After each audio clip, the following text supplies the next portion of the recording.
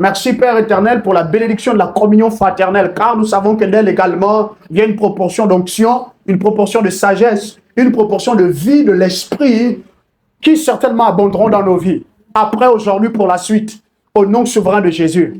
Alléluia. Aujourd'hui, nous considérons cet enseignement, l'homme et ses résolutions face à la vie.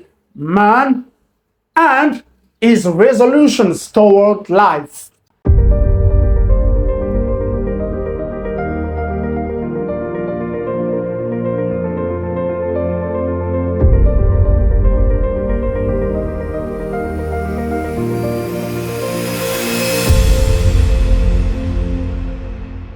Cet enseignement sera donné par épisode, si tu préfères par partie.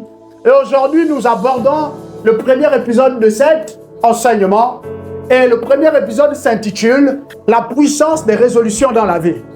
The power of resolutions in life. Une de mes prières au travers de cet enseignement, c'est que nous parvenions à un point encore plus conséquent dans notre marche avec Jésus, où désormais et absolument tout, je répète ce que je dis, désormais et absolument tout nous sera seulement avantageux. Que ce soit spirituellement ou physiquement, quel que soit le domaine de la vie dans lequel désormais nous nous engagerons, tout restera seulement avantageux pour toi et pour moi. Les résolutions face à la vie. L'homme est un être tellement spécial. L'homme est un être également complexe. L'homme est en effet un être glorieux. Pourquoi? Parce que l'homme est le seul qui soit identique à Dieu. Il a un esprit, il a une âme et il fonctionne dans un corps, une demeure terrestre. L'homme est un être qui pense. L'homme est un être également qui peut se projeter dans son futur au travers de la faculté que l'on appelle l'imagination. Alléluia. En conséquence donc, est venu avec l'homme un certain nombre d'attributs. Et ces attributs-là, c'était pour lui permettre d'avoir l'avantage sur le reste de la création de Dieu, en dehors de son semblable. Alléluia. Donc, domination sur les autres choses que Dieu a créées en dehors de lui et de son semblable. À cause de ça, donc, l'homme a dû intérioriser un certain nombre de principes, c'est-à-dire l'homme a dû apprendre à conceptualiser, réfléchir au mieux sur sa manière de vivre et comment est-ce qu'il pouvait être le plus efficient possible. Également, par le truchement de l'Esprit de Dieu, nous avons appris qu'à côté de tout ce que l'homme a pu accomplir, il y avait un secret qui soutenait tout cela, ses accomplissements, sa capacité de rester constant, consistant, persévérant au milieu de tout ce qui peut venir dans la vie. Alléluia. Et cette chose, par la grâce de Dieu, c'est ce que nous déployons aujourd'hui. Tu vois, par exemple, nous avons eu l'opportunité de basculer dans une autre année. En tant que nous sommes parvenus dans cette année que l'on appelle 2025. Par exemple, à la fin de l'année dernière, des hommes se sont arrêtés le temps d'un moment. Ils ont fait ce qu'on appelle une introspection. Ils ont également regardé à leur vie. Ils ont fait un bilan de l'année dernière. Et sur la base des résultats, ils sont partis sur de nouvelles bases. Également, dans le langage de Dieu, on appelle cela des résolutions. Le Saint-Esprit te donne aujourd'hui de le comprendre. Je dois avoir des résolutions. Et j'espère, je crois que tu as pris des résolutions avant de rentrer dans cette année. Et j'espère aussi que tu as eu la bonne attitude de prier sur les résolutions que tu avais prises dans le lieu secret avec Jésus. Pourquoi? Parce qu'à chaque fois qu'une année vient à son terme, tu dois être sur le point, d'être engagé. Tu dois avoir des résolutions. À chaque fois qu'un cycle de ta vie est en train de prendre fin, et tu es sur le point encore de rencontrer la date du jour ou quelques années en arrière, tu étais venu en apparition sur la terre, tu dois prendre de nouvelles résolutions. À chaque fois que tu es sur le point de finir un projet, tu dois avoir des résolutions. Tout le monde sur la terre, en temps normal, a des résolutions. Tous ceux qui sont normalement constitués, tous ceux qui veulent donner à leur vie un sens toujours plus avéré, une valeur toujours plus appréciée. Alléluia. Et un enfant de Dieu, certain, un fils de Dieu qui a bien grandi, un fils de Dieu qui est parvenu à une meilleure révélation de Christ. Mais ce que Christ attend de lui doit normalement être gouverné par les résolutions. Alléluia.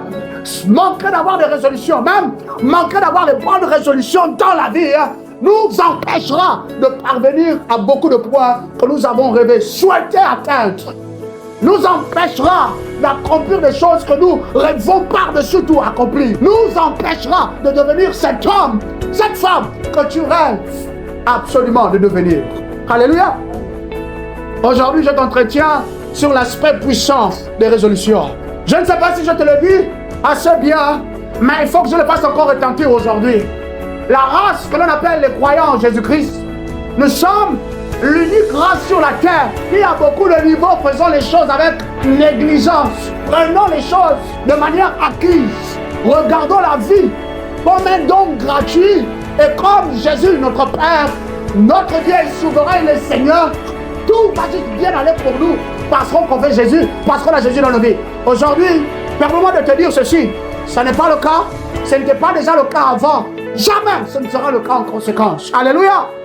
Tout être humain sur la terre qui est convenablement constitué à la fois mentalement, psychiquement que spirituellement doit avoir des résolutions. Et tu ne peux pas continuer ta vie sans avoir des résolutions. Même sans revenir à reconsidérer tes résolutions. Ou encore à reconsidérer tes résolutions pour voir si tu dois les changer ou non.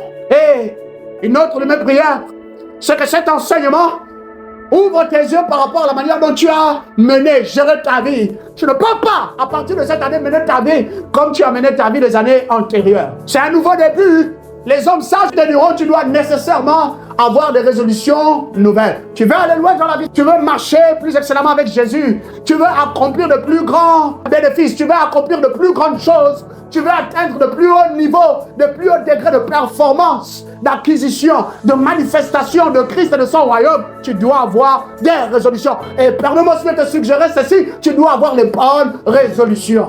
La puissance de résolution. Je ne connais pas une autre chose dans le règne terrestre qui soit aussi puissante que les résolutions dans le cœur de l'homme. En effet, de bonnes résolutions donneront à un homme d'accomplir ou encore d'accéder à quoi que ce soit qu'il s'est donné l'objectif d'atteindre. Voici comment Job le dit. Job 22, au verset 28. Lui second, à tes résolutions répondra le succès.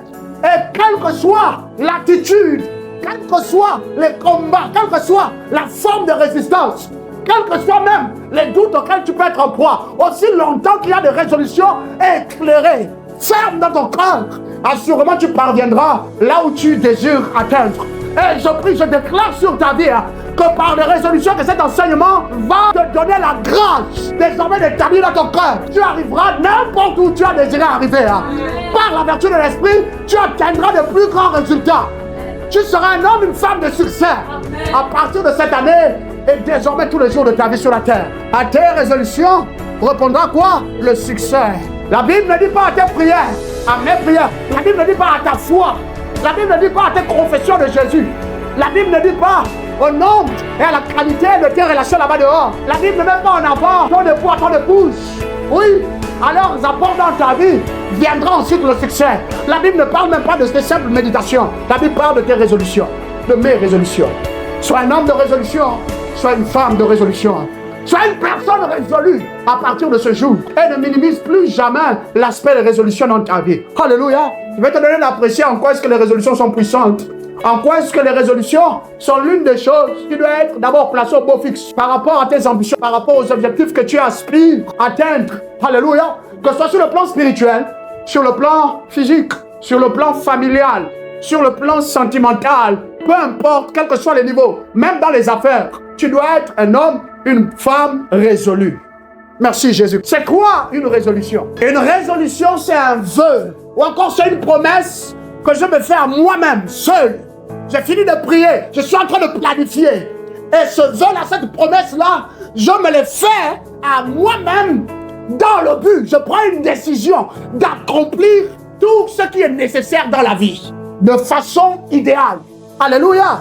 Et il faut également que tu prennes en compte le fait que ces choses que je me mets à cœur d'accomplir, je dois les planifier à l'avance.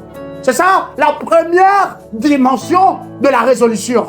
Sur la base de Job 22, 28. C'est ce qu'une résolution est d'abord. Il faut que tu saches que quoi que ce soit qui a été accompli sur la terre a été accompli à cause ou par également le truchement des résolutions. La plupart des grands hommes d'autrefois, lorsque tu considères un peu l'histoire des hommes, tu remarqueras que ce sont des hommes et des femmes qui n'avaient pas un contact particulier avec Jésus. Mais pourtant, tu as accompli de très grandes choses. Parvenir aux plus grandes des découvertes. C'était en soi-même le point de départ de ce que la science allait devenir plus tard, de ce que l'art, la culture, de ce que la manière de gérer les hommes, de ce que la vie en général devait devenir. Alléluia. Merci Jésus-Christ. Deuxième dimension de ce qu'une résolution est, c'est ceci.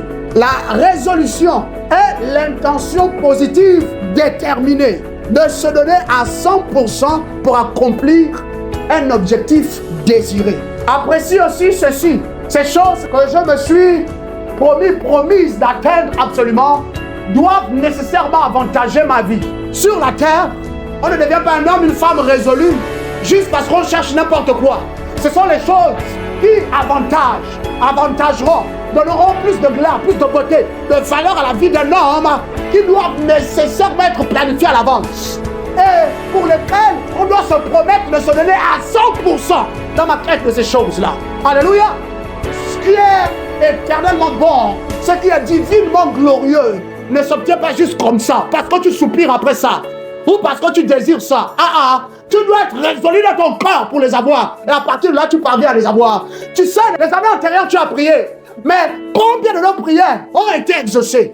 Combien de choses que nous avions soupiré à voir, on les a véritablement eues. Alléluia. Mettons de côté le fait que Dieu nous a préservés. Il nous préserve souvent. Pour beaucoup d'entre nous, on n'est pas encore parvenu au niveau de maturité requis pour gérer par exemple un certain montant d'argent déjà. Ou pour être PDG, ou pour être notre propre patron, notre propre chef, ou encore pour avoir déjà des enfants, ou même pour former déjà une famille, pour avoir déjà un véhicule personnel. On n'a pas encore bâti la maturité nécessaire pour gérer ça comme Dieu veut qu'on gère ça. Auquel cas, s'il nous donne ça maintenant, on risque d'être détruit. Donc, de cette part-là, il nous protège. Il fait que ces choses-là nous parviennent graduellement dans une vitesse qui n'est pas du tout celle que toi tu espères. Alléluia.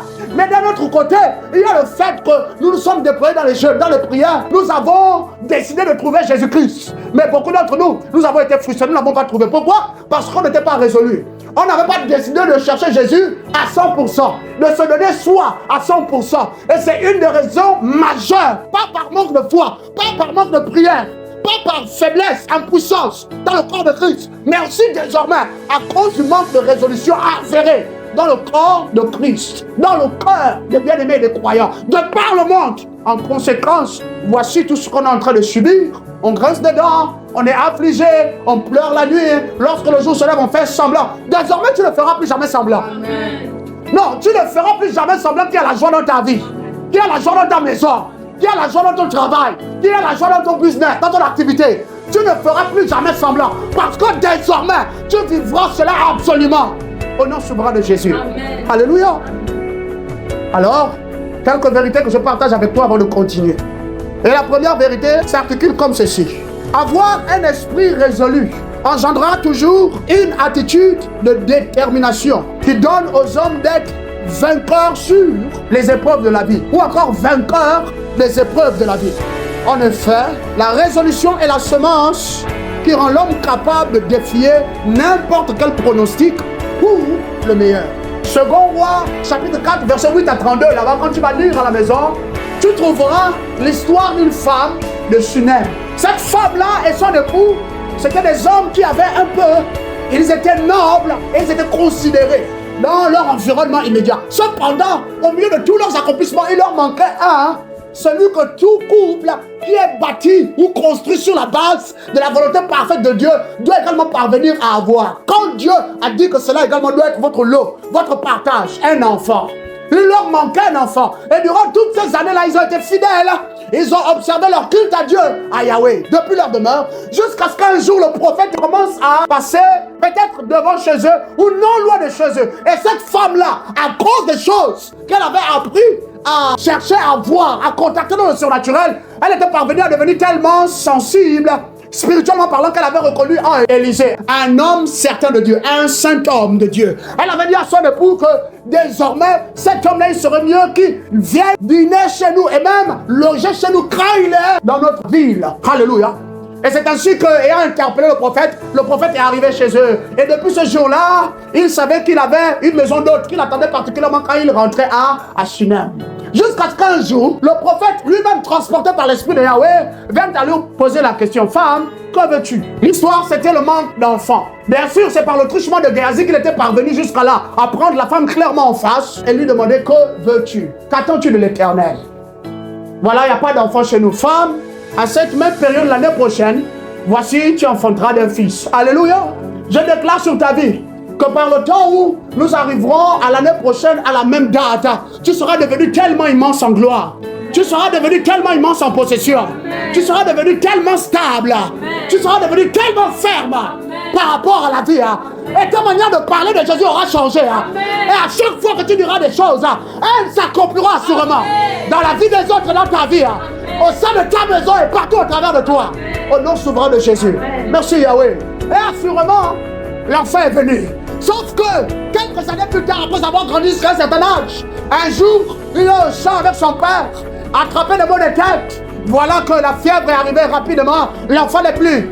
Il a trépassé, il a transité. Et c'est ainsi que cette femme, sans pourtant pousser des cris de pleurs, elle était dans la détresse. Non, elle a juste pris l'enfant, elle est partie le coucher dans la chambre qui était prévue pour Élisée. À chaque fois qu'il venait dans la ville. Et elle avait fait parvenir la nouvelle jusqu'au serviteur de Dieu. Que voici l'enfant que Dieu t'avait dit que j'aurais. Il est mort. Est-ce que c'est pour m'affliger que ton Dieu m'avait donné cet enfant? Élisée dit assurément non. C'est pas pour t'affliger. C'est pas non. Cela, je ne l'avais pas vu parce que Dieu ne me l'avait pas montré qu'il viendrait à mourir. Parce qu'en tant que prophète, l'onction que nous avons, c'est pour servir le Très-Haut. Et il fait avec nous comme il lui plaît. Parce que voici, nous voyons en partie. Et c'est pour cela aussi que nous prophétisons en partie. À partir d'aujourd'hui, quiconque va rentrer dans ta vie, quiconque tu croiseras, va commencer juste à te parler de toi. Soi-disant, il est loin de Dieu. Soi-disant, c'est un prophète. Soi-disant, c'est une prophétesse. Je prie que la disgrâce vienne sur eux. Là, dans ta présence, et qu'aucune des paroles qu'ils prononceront contre toi ne s'accomplisse dans ta vie. Au nom souverain de Jésus. Amen.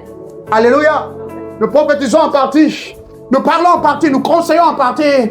Mais assurément, ton fils reviendra à la vie. Et c'est ainsi que le serviteur de Dieu avait dû être dépêché jusqu'à elle, après avoir d'abord envoyé son serviteur Géhazi, mais qui avait échoué à cause de l'état de son cœur. Nous en parlerons une autre fois. Mais Élisée avait fini par arriver et assurément il a ressuscité l'enfant. Pourquoi il avait ressuscité l'enfant? Parce que la femme était résolue que l'enfant là qu'elle a eu dans ses jours avancés, elle ne le perdra pas comme ça. Sans aucune résolution. Tu ne peux défier aucun pronostic. Et laisse-moi t'assurer d'une chose. Beaucoup d'hommes et de femmes parlent contre toi. Pas dire en mal forcément, mais à te voir, à voir ce qui émane de ta vie, à considérer le manque dans ta vie. Ils disent que tu n'iras pas loin. Ils disent que tu ne t'accompliras pas. Ils disent que cette fois-ci, tu ne te relèveras pas. Mais par l'Esprit de Dieu, je contre-déclare et j'établis sur ta vie la grâce de te relever. J'établis sur ta vie la grâce de performer.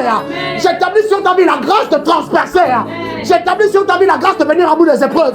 Toi, la victoire. Au nom souverain de Jésus. Merci Yahweh, nous te bénissons. Nous t'aimons. Gloire à toi. J'espère que tu es déjà béni aujourd'hui. Deuxième vérité que je partage avec toi. Face à l'aspect inconnu de la vie et à cause de ces demandes, les demandes de la vie, aucun homme ne peut accomplir fidèlement et entièrement sa destinée sur la terre sans résolution dans le cœur. Alors, Luc chapitre 9, verset 51, quand tu liras, tu considères seulement cette proportion sans avoir avec Jésus. Jésus a besoin, c'est une nécessité pour Jésus de retourner à Jérusalem. Il y a 4 jours en arrière, lorsque tu liras 2 chapitres avant le chapitre 9, on a failli le lapider. Parce qu'il y avait déjà une bande de pharisiens qui avaient mis au point un complot contre lui pour le perdre de nuit. C'est pas la première fois. Ce que Matthieu 26 nous met en avant, c'est que assurément, c'est pendant la nuit qu'on devait mettre la main sur Jésus. Alléluia. Alors, le Saint-Esprit te donne de comprendre ceci. C'est une autre année. Tu vas retourner au travail. Ce sera différent. Ce ne sera pas le même lieu de travail, spirituellement parlant. Parce que les conditions auront changé. Les choses qui viennent avec toi à l'école, les choses qui viennent avec toi, même dans ta propre maison, sont différentes. Avec respect à la nouvelle année. En conséquence, il faut que tu saches qu'aucun homme sur la terre ne peut dûment accomplir sa destinée fidèlement. Rester fidèle. Ne pas se compromettre à n'importe quel moment sans qu'il ne soit résolu. Ça demande et ça coûte des résolutions dans le cœur. Un corps résolu Une vie résolue. Et tes résolutions engageront toujours toute ta vie. Alléluia.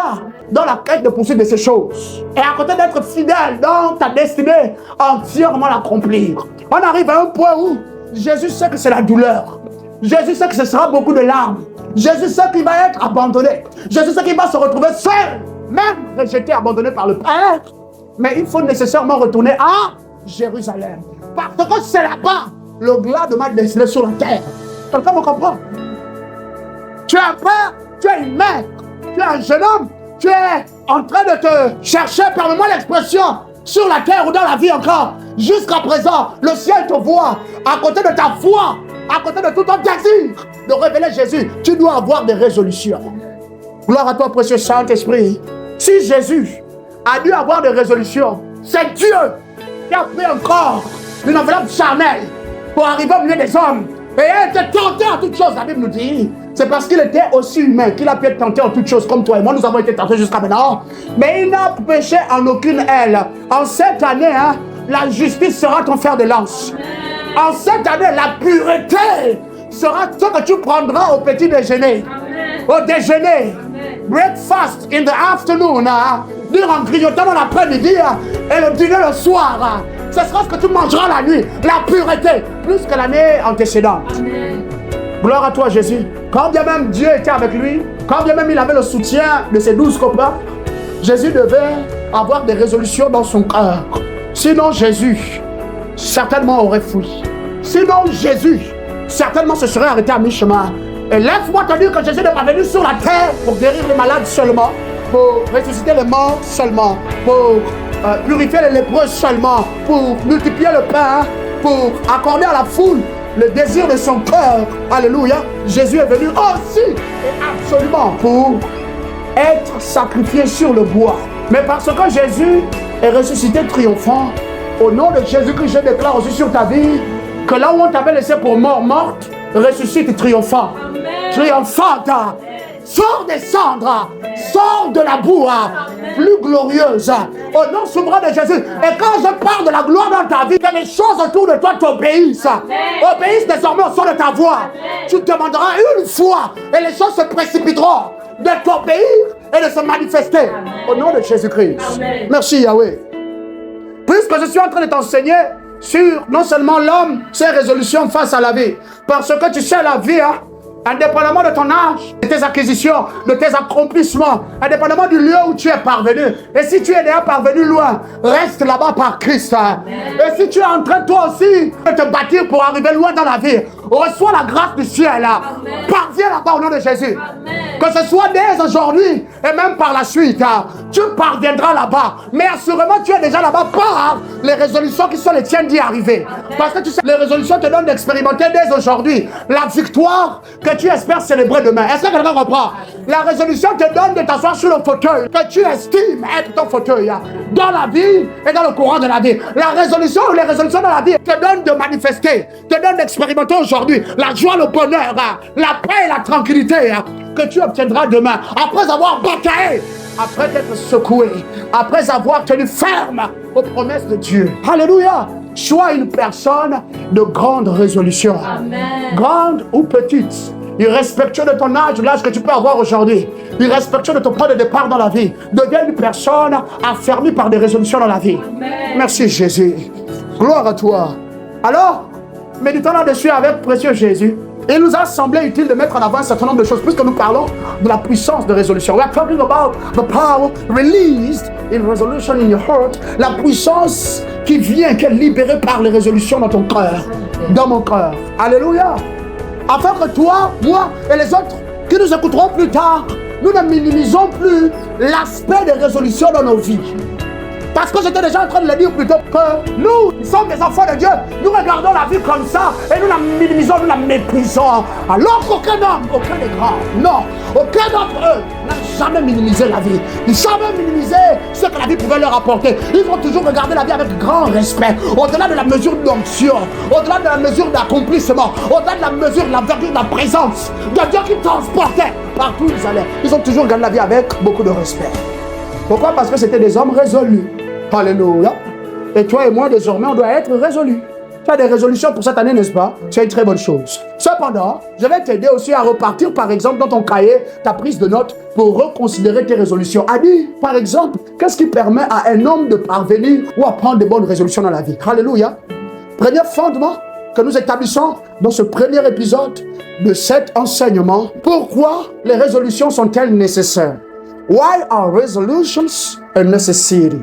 Aujourd'hui, structurons de façon biblique la raison pour laquelle est-ce que toi et moi, nous sommes contraints d'avoir des résolutions.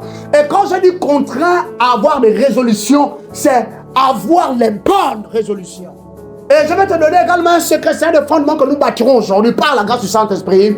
C'est dire les choses qui vont nous permettre désormais de parvenir au point d'avoir des bonnes résolutions. Prendre des bonnes résolutions seulement, plus les mauvaises, afin de ne plus jamais être au nid, disgracé, affligé dans la place publique de la vie à cause des résolutions que nous aurons prises par nous-mêmes. Alléluia.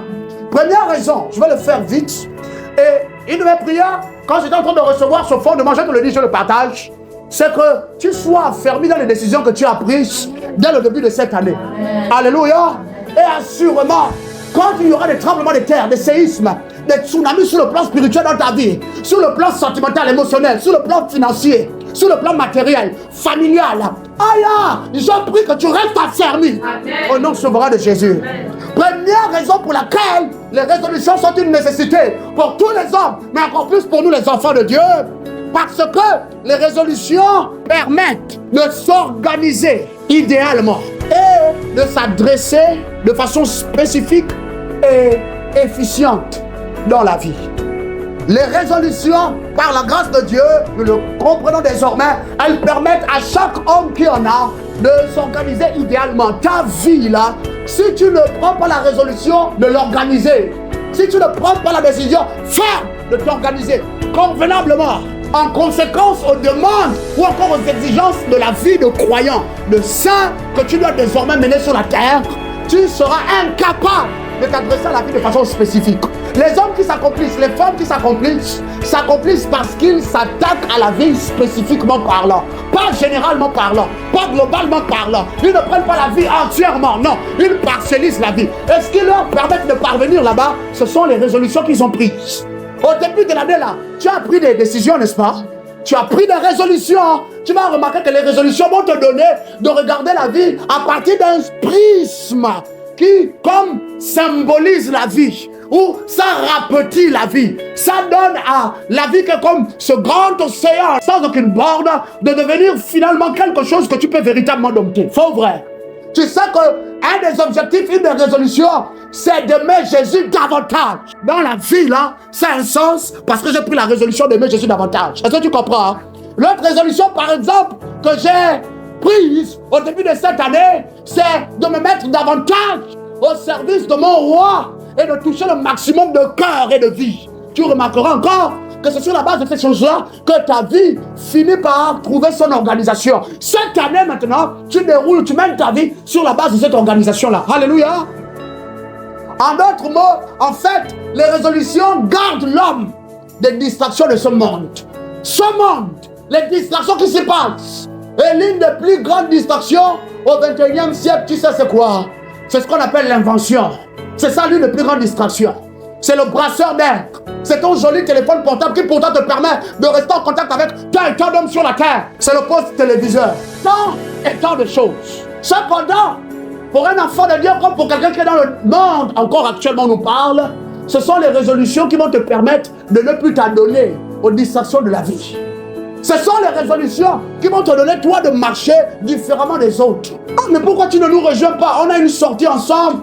On va mettre seulement 5000. On va prendre une pizza bantou. Et puis aussi, il y aura des jus de fruits. Je vais me cotiser à hauteur du montant demandé, mais je ne pourrai pas venir. Pourquoi toi aussi, tu peux pas faire ça? Ça fait déjà 2 mois qu'on est en train de programmer. Non, en fait, j'ai un travail que je fais sur le plan personnel. Mais dis-nous, si je vous parle de ça, est-ce que vous n'allez pas trouver ça ennuyeux? Oh non, laisse ça. Dis-nous. Bon, ok. En fait, tous les 2 mois, j'ai une retrouvaille personnelle avec Jésus. Ça dure 7 jours. Voilà, donc c'est ça. Du matin jusqu'au soir. Voilà, je ne contacte pas l'extérieur, je suis là avec Jésus. Oh, toi aussi. Tu vois, certains de tes amis qui commencent à rire. D'autres ne rient pas. D'autres se disent, mais vraiment, la jeune femme là, elle fait ça. Mais c'est même à quelle fin? Ça va susciter de l'intérêt dans leur cœur.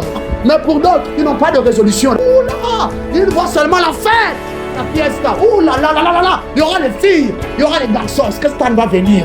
On m'a dit qu'il a percé son oreille gauche. J'aimerais bien voir à quoi il ressemble maintenant avec sa boucle. Et puis on m'a dit qu'il a fait le civil. Il est comme Iverson. Tu connais peut-être pas Iverson. C'est un des joueurs de basket d'autrefois que nous on regardait quand on pratiquait le basket. Alléluia. Il est comme Iverson. Il a fait les nattes. Mon Dieu. Parce que Stan sera là-bas. C'est à cause de ça. Et aujourd'hui, autant les hommes du dehors, autant les fils de Dieu du dedans se laissent aller à ce qu'on appelle la distraction. Est-ce que je suis en train d'être interdit d'avoir des moments de trinquage? Permets-moi de franciser. On dit to chill in English. Non, c'est pas ce que je suis en train de dire. Tu ne faut pas aller pique-niquer avec ta famille. Si vous pouvez aller, allez-y en toum. Mettez la nappe sur la pelouse, mais rassurez-vous que ce soit une pelouse qui ne gratte pas le corps. Si tu pars là-bas, tu vas pique-niquer avec ta famille. C'est le temps prévu pour ça. Et même, tu as organisé ça. Tu as planifié ça. Alléluia. Merci Jésus. J'espère que je suis en train vraiment de bénir ta vie. Merci Yahweh. C'est ainsi que la Bible s'exprime en des termes certains. Psaume 119, verset 37. Détourne mes regards des choses vaines et fais-moi vivre dans les voies que tu as tracées.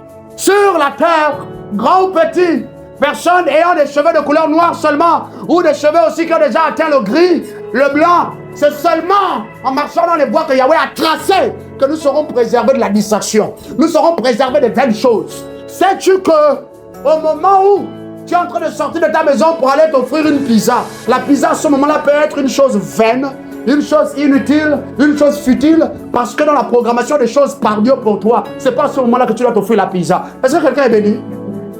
Mais on ne regarde plus les choses comme ça. Hein? Très peu d'entre nous sommes arrivés au point où désormais on parle des choses spirituelles essentielles, les choses spirituelles telles qu'on pratiquait autrefois. Nous parvenons, nous avons la réalité en face de nous et nous pratiquons les choses conformément pour donner toute la gloire à Jésus et pour voir également nos vies être transformées. Ne soupires-tu pas comme moi après la gloire d'autrefois? Pas dire la gloire d'autrefois comme elle était, mais à cause des récits de la gloire Shekinah, la présence tangible manifeste de Dieu. Ne soupires-tu pas après le fait toi aussi de devenir une femme, un homme qui transporte la gloire de Dieu? Lève ta voix avec moi, prie pour cette grâce. Zeneke keneke keke koma telembo iamananskuki atalabaraga badadus enkomame selebieno sasampa diva akwa kekana yatalebe. Nous prions simplement pour devenir un récipient, un réceptacle d'une plus grande gloire. C'est ma résolution.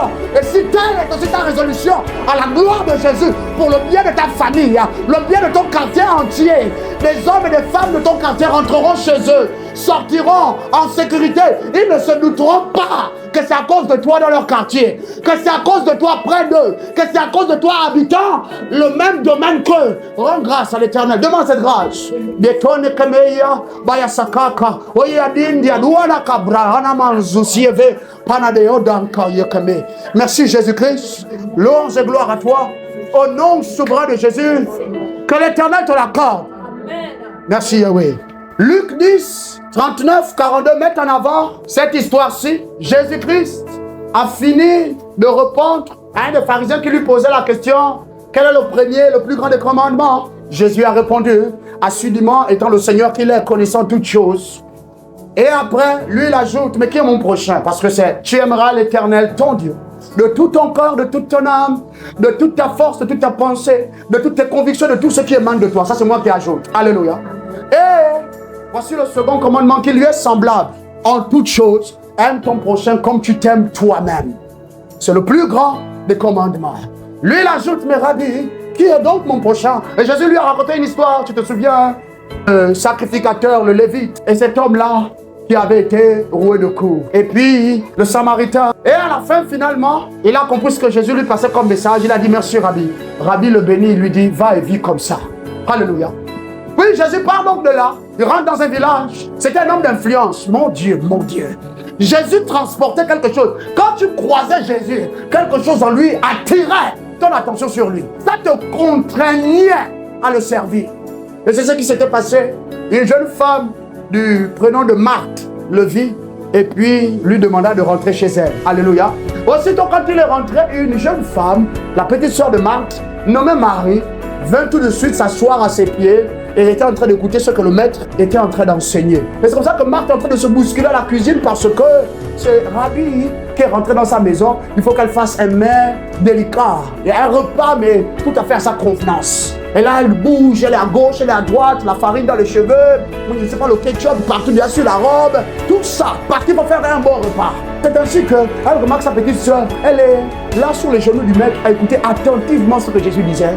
Elle lui va vers lui, mais Rabbi, Seigneur, n'as-tu pas mal pour moi que ma petite soeur soit assise à tes côtés, au milieu de vous 13 bons gaillards, parce que 12 plus Jésus, 13 hommes. Marie était la seule au milieu. À côté de tout ça, elle est en train de faire à manger. Lazare n'est pas encore dans la maison.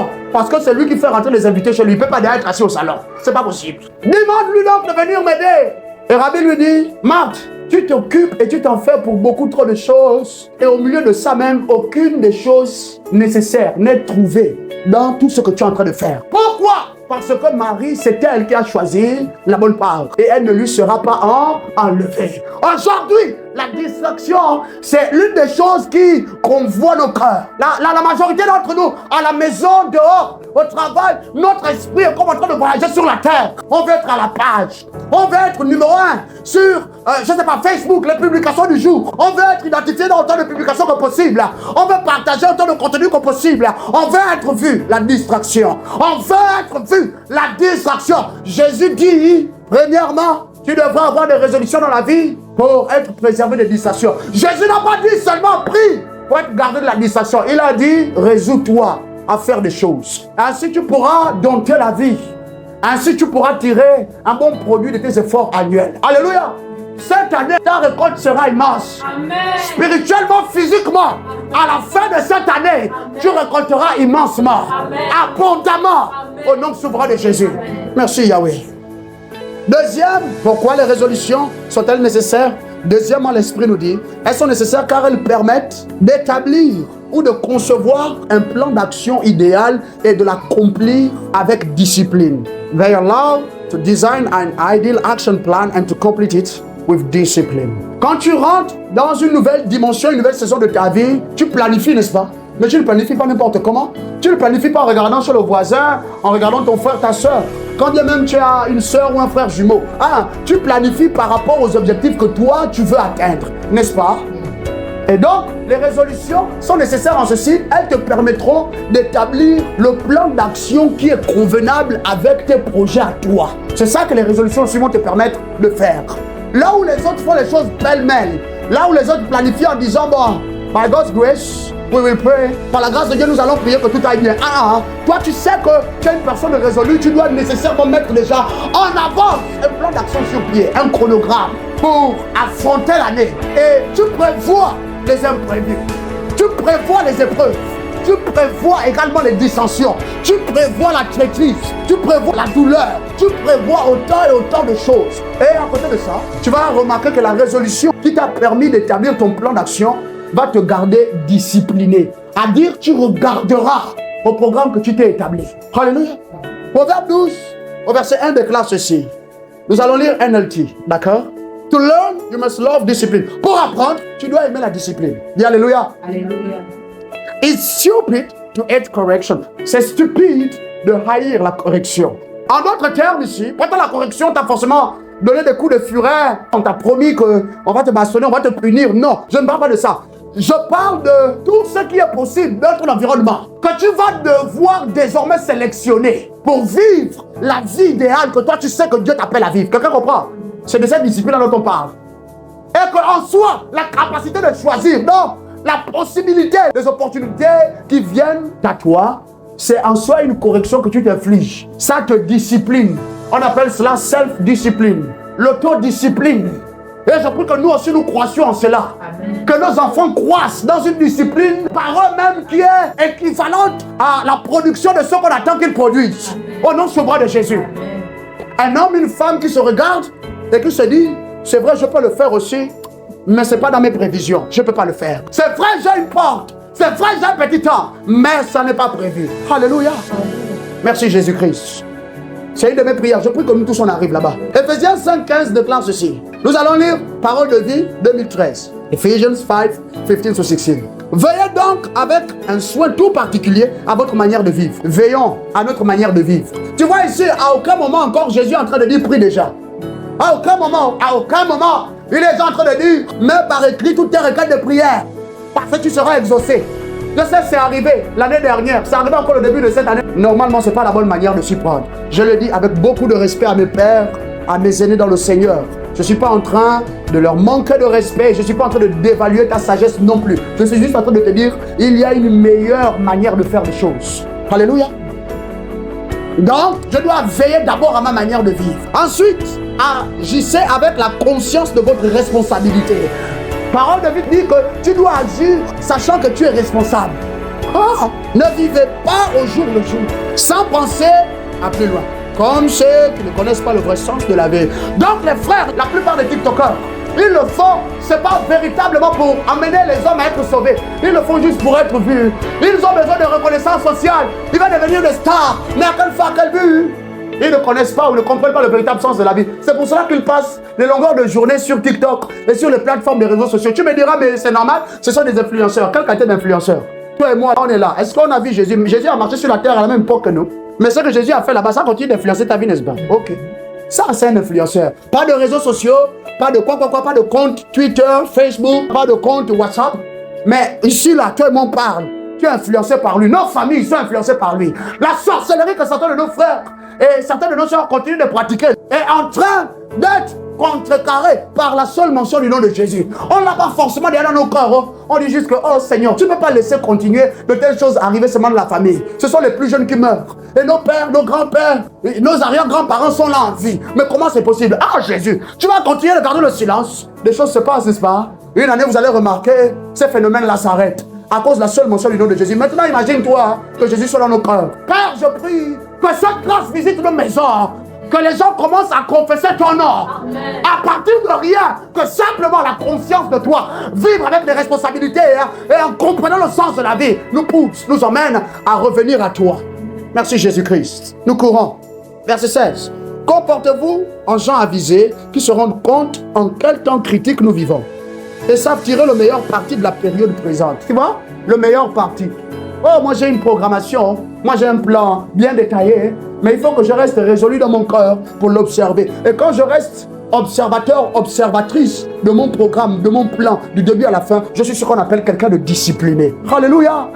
Deviens une personne de bonne discipline. Amen. Observe la discipline. Amen. Au nom souverain de Jésus-Christ. Nous passons à cause de notre temps, tu pourras lire le reste à la maison. Troisième raison qui rend les résolutions nécessaires dans nos vies. Les résolutions développent l'unicité et amplifient la significativité. Resolutions develop uniqueness and amplify significance. C'est une autre des choses que les résolutions que tu prends la feront de toi. Elles vont te permettre de parvenir à la découverte de toi. Toutes les choses emmagasinées en toi qui font de toi ce que tu es, on appelle ton essence. Et c'est ce qui nous donne de devenir unique au milieu des autres. Je suis un jeune homme, j'ai un certain âge, je fais telle chose dans la vie. Là-bas, je ne suis pas le seul jeune homme. Je ne suis pas le seul qui soit dans cette tranche d'âge-là. Même qui est cet âge-là. Tu conviendras avec moi que si cela vaut pour les hommes, cela vaut aussi pour les femmes. Moyen âge, jeune adulte, même l'âge avancé. Donc, au milieu de la vie, lorsque tu es un homme, tu es une femme résolue, tu remarqueras que tu ne te comporteras pas comme les autres. Cependant, te comporter comme tu te comportes tirera toute sa force de ces résolutions qui sont dans ton cœur. Et c'est là que tu découvres à quel point est-ce que tu es différent des autres. Tu es différent des autres. Au sein de ta famille, là, ton père et ta mère, quand vous venez à vous réunir souvent, les rencontres de famille de fin d'année, les festivités pour les raisons de mariage, tu vas remarquer que même ta manière de te vêtir ne ressemble pas à celle des autres. Pourtant, vous tous, vous avez le même pagne. C'est votre soeur qui va être maintenant prise en mariage. Mais vous allez remarquer que vos tenues sont différentes. Et même quand on vous a fait la même coupe de tenue, toi dans ta tenue, tu es différent des autres. Ce sont les résolutions. C'est une force, c'est une puissance qui œuvre en toi et qui œuvre jusqu'à tel point que ça bâtit en toi, ça se reflète jusqu'à l'extérieur. Alléluia. Ensuite, ça amplifie ta significativité. Par cela, comprends simplement ceci. Quand tu es un homme de bonne résolution, tu deviens un homme excellent dans ce que tu fais. Tu es un homme, une femme performante. Alléluia. Et à côté de ça, donc, parce que tu as des résolutions, donc tu restes observateur, observatrice de tes résolutions, de bout en bout, à côté de tous les progrès, à côté de tous les succès, à côté de l'apanage, moi je ne sais pas, de la célébration au travail, et même au sein de la famille, tu restes ferme dans tes résolutions, tu remarqueras que tes résolutions vont faire parler de toi au plus loin. Alléluia. Job chapitre 1er, verset 1 à 3. Tu as noté, regarde-moi ici, je te prie. La Bible déclare ceci clairement. Il y avait dans le pays d'Uz un homme qui s'appelait Job. Et cet homme était intègre et droit. Voici quelque chose qui met en avant son unicité. Par rapport à tous les autres, il était intègre et droit. À Uz, au Gabon, à Libreville, voici des choses qui doivent mettre en avant ton unicité par rapport aux autres. À côté du fait qu'il était intègre et droit, il craignait Dieu et se détournait du mal. Tu vois ce qui le rendait unique, n'est-ce pas, par rapport à ses contemporains. La Bible ajoute, verset 2, il lui naquit 7 fils et 3 filles. Verset 3, il possédait 7000 brebis, 3000 chameaux, 500 paires de bœufs, 500 ânesses et un très grand nombre de serviteurs. La Bible finit en disant ceci, et cet homme était le plus considéré de tous les fils de l'Orient. Alléluia. C'est son unicité et l'amplification de sa significativité qui lui ont donné d'être mentionné comme ça dans la Bible. À cause de quoi? Job était un homme résolu. Il avait résolu dans son cœur de craindre l'Éternel et de marcher dans la piété. Alléluia. Il avait résolu dans son cœur d'être un homme intègre. Et à cause de ça, voici comment le Seigneur le lui a rendu.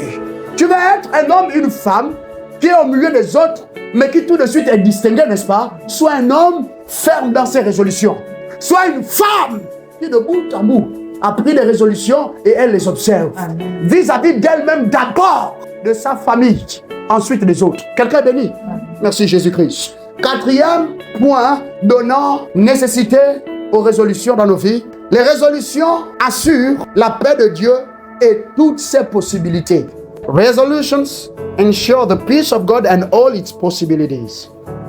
Alors je veux que tu comprennes que dans la vie, si la paix de Jésus doit habiter avec toi, la paix de Jésus doit convoyer ta vie, ta marche, la paix de Jésus doit te précéder partout où tu vas. À partir d'aujourd'hui, sache qu'avant de prier pour la paix, il y a un autre mécanisme. Ça s'appelle l'établissement des résolutions. Une fois que je suis établi dans mes résolutions, il n'y a pas un moyen autre que la paix de Dieu ne puisse être avec moi. Ça là, je préfère te le dire déjà comme ceci. Tu n'as même pas besoin d'être absolument un enfant de Dieu du dedans. Dire un fils de Dieu qui est né de Dieu maintenant. Même quand tu es encore un incroyant, tant que tu es un homme, une personne qui a de fermes résolutions face à la vie, la paix de Dieu est obligée de venir accompagner ta vie. Quelqu'un comprend? Vois juste à quel point c'est étrange, c'est mystérieux, mais c'est puissant, n'est-ce pas? Il faut bien qu'on le comprenne. À côté de la paix de Dieu, il y a toutes les possibilités qui viennent avec la paix de Dieu. Toutes les possibilités. Tu vas bien comprendre. Ésaïe 26 au verset 3 le dit comme ceci. Bible du chemin. À celui qui est ferme dans ses dispositions, le mot aussi ici c'est résolution, tu assures une paix parfaite parce qu'il se confie en toi. L'Esprit de Dieu m'a dit, puisque ça ne vaut pas seulement que pour toi et moi maintenant qui confessons Jésus, que ça vaut aussi pour les hommes du dehors, en quoi alors est-ce qu'eux ils viennent à se confier à l'Éternel? Comment est-ce que quelqu'un qui n'a pas confessé Jésus peut se confier à l'Éternel? Le Saint-Esprit m'a dit, fils, c'est simplement ceci. N'est-ce pas, l'homme est à l'image, à la ressemblance du Saint-Esprit ou de Dieu si tu préfères? Cela fait qu'à chaque fois que l'homme vient à embrasser la paix intérieure, la paix de Dieu, l'homme en vient à contacter la capacité génératrice d'idées, génératrice de possibilités, génératrice d'imagination. Tu vois toutes les découvertes scientifiques, tu vois la plupart des prouesses technologiques, ce sont des hommes qui n'ont pas Jésus, mais qui se sont confiés en Jésus. Tu comprends maintenant, n'est-ce pas? C'est très délicat. À partir de là, tu ne peux plus juste faire comme on faisait avant, juste apprécier la vie de ce prisme-là qui nous donne de penser que nous sommes, oui, une espèce en voie de disparition parce que nous vivons par la foi, la foi, la foi, la foi, et la foi c'est tout. Non, tu t'es trop minimisé et tu as même méprisé la possibilité ou les possibilités spirituelles qui viennent avec chaque proportion, chaque dimension de Jésus. Et dans sa paix, il y a tant de possibilités. Il n'y a que dans la paix de Jésus que tu peux trouver la solution aux questions là que tu te poses. Il n'y a que dans la paix de Jésus que finalement, méditant sur ton foyer qui est en train de battre déjà de l'aile, tu finis par obtenir ce qu'on appelle l'illumination. Ah, Seigneur, merci, je te rends grâce. Les larmes coulent. Ton esprit est comme emporté à un endroit où il y a de la fraîcheur, la brise douce et légère de Yahweh. Alléluia. C'est seulement dans la paix de Jésus que finalement, nos nations la peuvent expérimenter le conseil de Yahweh. Et la paix, c'est pas quelque chose. Quand on parle ici de celui qui est ferme dans ses résolutions, Dieu lui assure sa paix. La paix ici, ce n'est pas quelque chose. La paix, c'est Jésus. C'est une dimension de lui. Et c'est cette dimension-là qu'il te donne. Quand tu es un homme, une femme résolue. J'insiste, je peux encore prier pour toi, n'est-ce pas? Que dans ton cœur jaillissent les résolutions divines. Au nom souverain de Jésus, et que ces résolutions gouvernent désormais ta vie, ta maison, ton emploi, ton activité et tout ce que tu viendras faire sous le ciel désormais au nom de Jésus. Merci Yahweh. Psaume 16, 11 le dit comme ceci: tu me fais connaître le sentier de la vie. Il y a d'abondantes joies dans ta présence. C'est seulement dans la présence de Jésus qu'on connaît la joie. Merci Jésus. Un bonheur éternel à ta droite. Et Jésus me disait encore au petit matin, tu sais ce que ça veut dire un bonheur éternel à ta droite? Ça veut dire que tu ne finiras jamais, jamais de voir des choses émaner de Jésus. Par sa droite triomphante. Je prie que Jésus commence à œuvrer dans ce domaine de ta vie qui avait été laissé pour compte. Je sais qu'il y a des gens qui m'écoutent ici, ils ont été abandonnés par leurs parents, ils ont été abandonnés, rejetés par leurs proches. Ils sont même malmenés par les membres de leur famille. Je prie que dans ta vie, là où on t'avait rejeté, la raison pour laquelle même on t'avait chassé, que Jésus commence à œuvrer dans ce domaine-là. En particulier cette année, je prie que de là Jésus façonne sa gloire. Façonne sa gloire. Au nom souverain de Jésus-Christ. Merci Yahweh. Gloire à toi. Parlons dernièrement des lois qui gouvernent la sphère des résolutions. Gloire à toi, précieux Saint-Esprit. The laws that govern the sphere of resolution. Lorsque l'on fait allusion aux sphères ou encore au domaine des résolutions, c'est qu'alors chaque homme sur la terre, chaque individu est appelé à avoir des résolutions. C'est comme chaque homme est appelé à avoir un entendement de qui il est. C'est comme chaque individu sur la terre doit découvrir son identité, doit découvrir son placement dans la vie, doit venir à connaître par exemple le couloir dans lequel Dieu l'attend, doit venir à découvrir les dons et les talents qui sont emmagasinés en lui et en elle. Quelqu'un avec moi, n'est-ce pas? De la même manière, tu dois savoir que dans ta vie, il y a un pan laissé à ce qu'on appelle les résolutions. Et ce sont les résolutions, les dispositions qui nous affermissent. C'est pour cela qu'il y a sa proportion dans la Bible. À tes résolutions répondra le succès. Tu ne peux plus rester un homme, une femme qui va continuer sa vie sans tenir compte de ça parce que tu es un peu. Le un peu là, ça ne fait pas tout. Les gens qui disent que non, l'argent répond à tous les maux ou l'argent est solution à tout, c'est faux. L'argent est une solution, c'est vrai, mais avec beaucoup de limites. Un jour, par la grâce du Seigneur, avec beaucoup de respect à ce qu'on appelle la fortune céleste, l'argent sur la terre, les billets de banque, je vais te montrer les limites de l'argent. Et c'est là que beaucoup apprécieront mieux les enseignements qui viennent après par la suite pour dire que ça, c'était des fausses et de mauvaises connaissances. Donc, pour un enfant de Dieu comme toi et moi désormais, nous devons avoir de bonnes résolutions. Alléluia.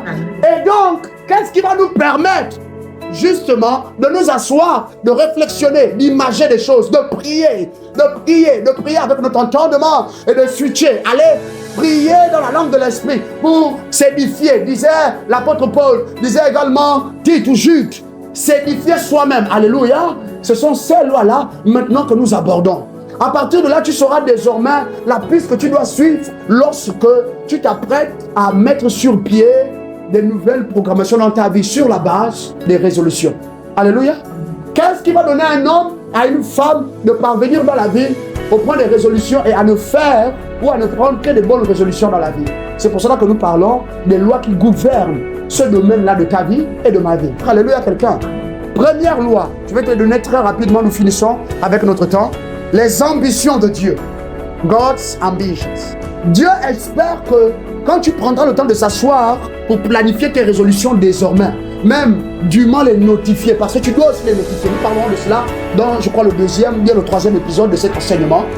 Dieu espère que tes résolutions permettent la manifestation ou encore l'accomplissement de ses ambitions sur la terre et dans la vie des hommes. Dire que je veux bâtir de bonnes résolutions par rapport à la vie. Première loi, je dois mener ma réflexion et mon discernement sur la base des ambitions de Dieu. Est-ce que ce que je prends comme décision, comme résolution, permettront ou mèneront à l'accomplissement des ambitions de Dieu dans la vie des hommes, sur la terre, partout où j'irai? Alléluia. Par exemple, je veux être désormais un homme qui prie beaucoup. Si tu pries beaucoup par l'Esprit de Dieu, tu vas finir par devenir un transport ambulant du ciel. Tu vas tellement magasiner de Jésus que partout tu iras désormais, sans que tu ne pries pour les gens, ils seront guéris. Des choses divines et étranges vont se passer. partout où tu iras. À cause du fait que tu as tellement emmagasiné de Jésus. Si je prends donc la résolution de devenir un homme de prière, cela sous-entendra qu'il y a, Dieu veut que les hommes soient guéris, qui va de facto prendre place dans le transport en commun, au quartier. Quelqu'un avec moi, n'est-ce pas? Merci Jésus. Romains chapitre 15, 17 à 20. Suis-moi la lecture, je te prie. Louis II. J'ai donc sujet de me glorifier en Jésus-Christ pour ce qui concerne les choses de Dieu. Tu vois? Lui dit que ma vie maintenant est focalisée sur les choses de Dieu. Quand je n'oserais mentionner aucune chose que Christ n'est pas faite par moi pour amener les païens à l'obéissance de Dieu, pour amener les incroyants à l'obéissance de Dieu, qu'est-ce que Dieu a fait au travers de moi? Il dit, par mes paroles et par mes actes, par la puissance des miracles et des prodiges, par la puissance de son esprit, en sorte que depuis Jérusalem, depuis Libreville, depuis, je ne sais pas, le Gabon, depuis le continent africain jusqu'au plus loin, et les pays voisins jusqu'en Illyrie, j'ai abondamment répandu l'évangile de Christ. L'apôtre Paul dit, je suis résolu à être son serviteur. Pourquoi? Pour répandre abondamment son évangile. Quelqu'un me comprend? Je n'ai plus beaucoup de temps. J'aurais explicité davantage, mais je crois que le Saint-Esprit va vivifier cette révélation dans ton cœur.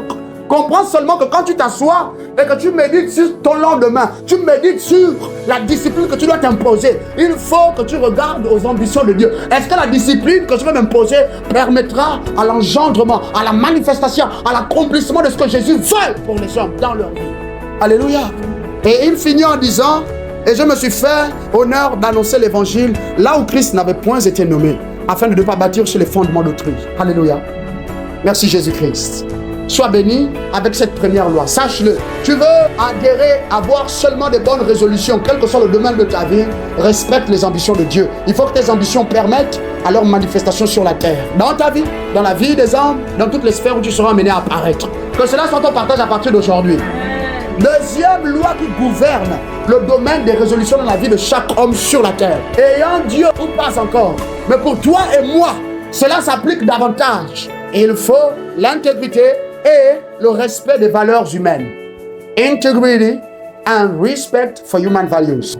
Sache que pour quoi que ce soit que tu dois mettre ensemble dans ta programmation personnelle pour conquérir ton espace, conquérir ton environnement, conquérir ton temps, conquérir ta génération, il faut que tu saches que tes résolutions qui vont te permettre d'y parvenir mettent en avant l'obéissance à l'intégrité et le respect des valeurs humaines. Alléluia. À tous les niveaux de la vie. Je dois être un homme, une femme dont les résolutions me permettent de rester intègre et honorant les hommes, quels qu'ils soient. Proverbe 19 le dit comme ceci. Qui vit dans l'intégrité marche en sécurité. On ne marche pas en sécurité, je le dis encore une fois, parce qu'on est escorté par des anges ou parce que Dieu nous aime seulement. On marche en sécurité d'abord pour un fils de Dieu mature parce qu'il sait qu'il a pris les bonnes résolutions. Et celles-ci obéissent à la loi de l'intégrité. La loi de l'intégrité. Ensuite, il respecte les valeurs humaines. La Bible ajoute, qui suit des voies tortueuses sera vite démasqué. 1 Pierre 2, 17. Je suis désolé, je suis en train de courir, c'est simplement pour finir notre enseignement. J'aime beaucoup comment Bible français le met en avant. Respectez tous les êtres humains. Aimez vos frères en la foi. Respectez tous les êtres humains. C'est clair comme message, n'est-ce pas? Maintenant, l'apôtre ajoute, aimez vos frères en la foi. Ça maintenant, c'est pour ceux qui sont nés de nouveau. Mais tous les êtres humains s'englobent ceux qui sont nés de nouveau et ceux qui ne le sont pas encore. Et la Bible finit en disant, adorez Dieu et respectez l'empereur. D'autres versions de la Bible disent, respectez le roi. Tu es béni, n'est-ce pas? Dernière loi, pour finir ce premier épisode, je dois remplir la condition de l'avantage illimité. Par remplir la condition d'avantage illimité, je désire que tu comprennes simplement ceci, que les résolutions que tu prends, que tu prendras désormais, te donnent de devenir une réponse à beaucoup de mots et un avantage avéré pour ta génération. Alléluia. Par la grâce de Dieu, je vais revenir là-dessus pour commencer le second épisode. Quand tu liras 1 Samuel 17, la Bible nous parle d'un jeune homme au travers duquel Dieu a délivré Israël. Après que son armée eut été insultée pendant 39, sinon après c'était le 40e jour par un seul Philistin. Et c'est par ce jeune homme-là que Dieu a délivré son armée. Ce qui veut donc dire que David avait pris des résolutions quand il était dans les plaines à conduire le troupeau de son père. Et ces résolutions ont fait que David devienne une solution à beaucoup de maux. Et premièrement, David était devenu un tueur de fauves, de bêtes sauvages. Tueur d'ours, tueur de lions. Et Goliath n'était qu'un de ceux-là. Alléluia. Des prédateurs qui venaient pour dévorer les brebis de l'Éternel. Tu as compris, n'est-ce pas? C'est ça que tes résolutions doivent te donner de devenir. D'un autre côté, les résolutions que tu prends doivent te donner de devenir concrètement un avantage avéré pour les gens qui t'entourent, pour les gens de ta maison. Ça n'a rien à voir avec le fait que ce soit papa, maman, ce sont mes enfants, c'est mon frère, c'est ma soeur, et ils connaissent comment je suis. Non. Quand tu liras la Bible, par exemple, dans le livre d'Actes des Apôtres, chapitre 9, 36 à 43, la Bible parle de Tabitha, une des disciples de Christ, qui avait l'hospitalité en don particulier. Elle exerçait l'hospitalité auprès des veuves et des orphelins en même temps. Cette femme-là, elle est devenue avantageuse pour sa région, pour sa contrée, pour son époque, à tel point qu'elle, quand elle est morte, parce que plus tôt dans le chapitre 9 de Actes des Apôtres, on met en avant la mort d'un des apôtres, Étienne. Mais elle étant morte, jamais. Le peuple a refusé qu'on l'enterre. Les veuves qu'elle avait prises en compte, dont elle avait pris soin, sont arrivées, se sont réunies. Après, lui avoir fait prendre son bain mortuaire. Elles ont envoyé chercher l'apôtre Pierre qui était non loin de Jopé. Il était à Lydde. Alléluia. Et à cause du fait qu'elle était avantageuse pour les veuves, la communauté de veuves ne pouvait pas la laisser mourir. Tu as compris, n'est-ce pas? C'est ça que tes résolutions doivent te donner de devenir. Une solution probante et à côté d'être une solution, un avantage avéré. Quand on te consulte, quand on pense à toi, quand on parle de toi, on sait que tout de suite on a la solution. Quand on est confronté à une difficulté, quelle qu'elle soit, une fois qu'on a mentionné ton nom, les gens tout de suite savent qu'à ton nom ou avec toi vient également la solution. Vient la délivrance. Alléluia. Vient finalement la fin de cette épreuve pour continuer d'avancer. Tu as été béni. Élève ta voix avec moi et rends grâce à Jésus. Gloire à toi, précieux Jésus-Christ. Nous t'adorons et nous te magnifions. Merci Père de transformer nos vies. Merci Père pour cet enseignement. Gloire à toi d'avoir ainsi béni mes soeurs, mes frères. Béni sois-tu Seigneur d'avoir ainsi chargé chacun d'entre nous. Nous te bénissons précieux Jésus. Jésus est la réponse au monde d'aujourd'hui. Il est le chemin, la vérité, la vie. Jésus est la réponse. Alléluia. Au mot d'aujourd'hui, tu es Jésus-Christ. La vérité et la vie. Jésus. Oh, à tous les mots, il est le chemin. Jésus, Jésus. Oh. Merci précieux Jésus-Christ d'avoir montré la voie et d'avoir incité à pratiquer cette vie que tu as menée. Merci Père de faire de moi également une solution, une réponse Père, une réponse au palu, une réponse Père éternel au mal-être, une réponse aux infirmités, une réponse aux sévices que subissent les hommes, spirituellement même physiquement, une réponse avérée Père, aux énigmes, aux questionnements, aux problèmes et aux maux rencontrés par ton homme sur la terre jusqu'à maintenant. Merci de me donner de vivre désormais en avantage pour ma maison, pour mon voisinage, pour ma ville, ma nation, pour ma génération de par le monde. Gloire à toi, précieux Jésus. Tu vis en moi, c'est pour faire de moi cela. Je te bénis, Père éternel, pour aujourd'hui. Merci pour ce temps de consécration, ce temps où tu ouvres encore nos yeux et ce temps où tu nous impactes ta connaissance et de ton onction.